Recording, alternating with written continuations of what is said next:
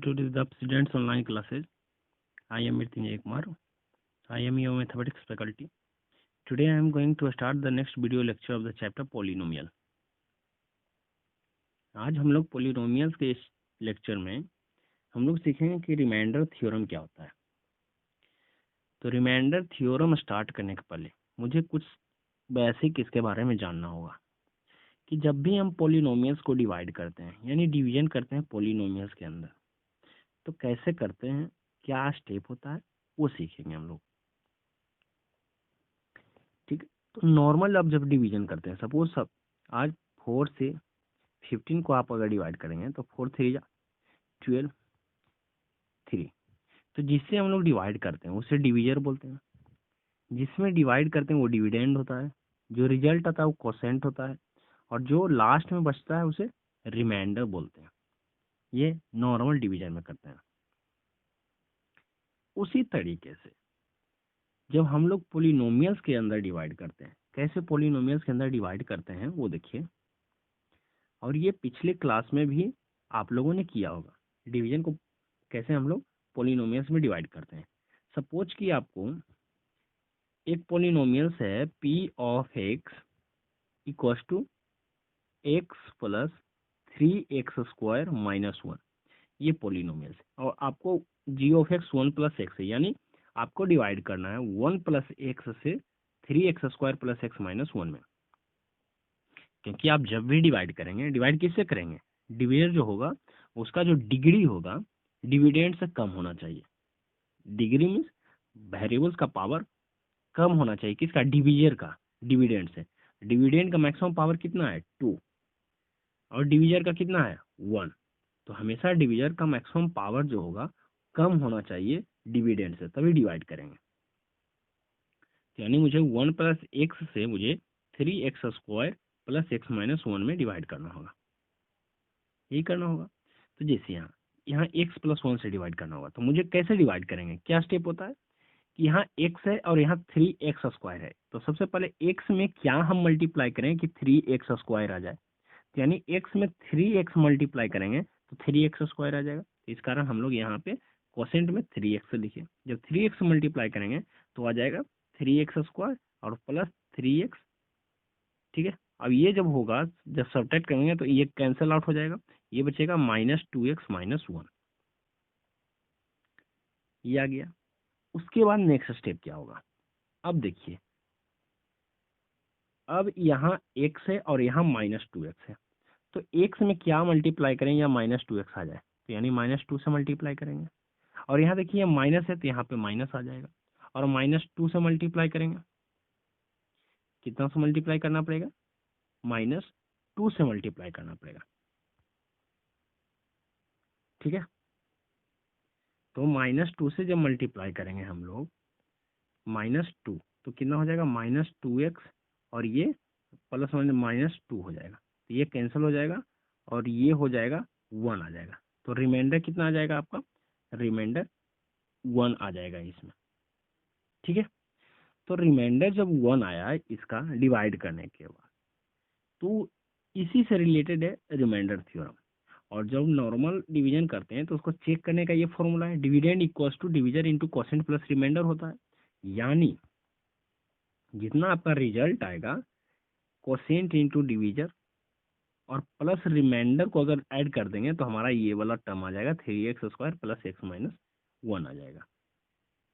ठीक है, तो रिमाइंडर थ्योरम क्या करता है वो देखिए। इसी को इस फॉर्म में लिख दिया है, p of x equal to g of x into q of x। समझिए, p ऑफ x क्या है, पोलिनोमियल, g ऑफ x क्या है, डिवीजर, q ऑफ x क्या है, कोसेंट, और r ऑफ x क्या है, रिमाइंडर।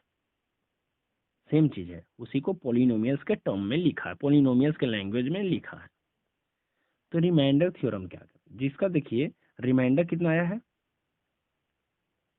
1 आया, 1 आया है। तो यहाँ पे एक चीज देख रहे हैं हम लोग कि हमारा जो डिवीजर है 1 प्लस एक्स, 1 प्लस एक्स, अगर उस पोलिनोमियल्स में x इक्वल्स टू -1 को अगर वैल्यू पुट कर रहे हैं तो हमारा वैल्यू कितना आ रहा है 1, यानी रिमाइंडर भी कितना है 1, और यहाँ भी वैल्यू भी क्या आ रहा है, 1 आ जा रहा है, आ रहा है ना। तो इससे मुझे ये पता चलता है कि अगर डिवीजर को यानी डिवीजर जो x+1 है उसको अगर हम 0 पुट करें तो हमारा x का जो वेरिएबल्स का वैल्यू आएगा, और इस वेरिएबल्स का वैल्यू अगर हम पोलिनोमियल्स के अंदर डाल दें यानी डिविडेंड के अंदर डाल दें तो जो वैल्यू आएगा वही रिमाइंडर होता है। इससे तो मुझे यही पता चल रहा है। तो रिमाइंडर थ्योरम कहता भी यही है कि let p of x be a polynomials of degree greater than और इक्वल्स टू 1, मतलब p ऑफ x एक पोलिनोमियल्स है जिसका डिग्री जो है 1 और 1 से ग्रेटर है, and let a be any real number e of if p of x is divided by the linear polynomials x-1, और वो पोलिनोमियल्स जो है linear polynomials x minus a से डिवाइड होता है।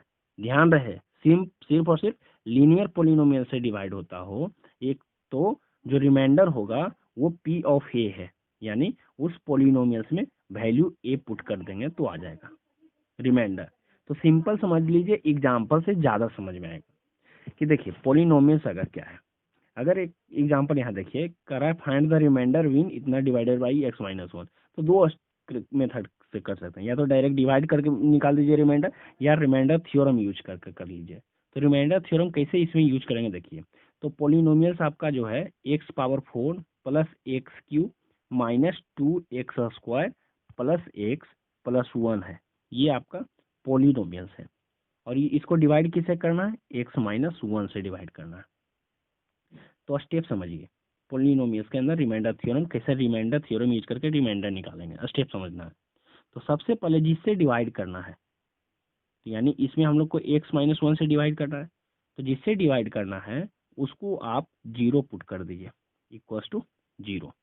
जब आप 0 पुट करेंगे तो आपका वैल्यू जो आएगा यहाँ से x=1 आ जाएगा, x=1 आ जाएगा।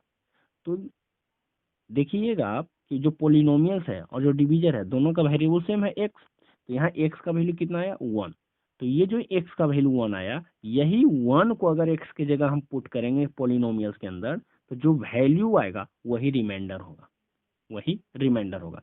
तो जब 1 यहाँ पुट करेंगे तो 1 का पावर 4 प्लस फिर 1 का पावर 3 माइनस 2 इंटू 1 का पावर स्क्वायर, तो -2 हो जाएगा, अब +1 और +1।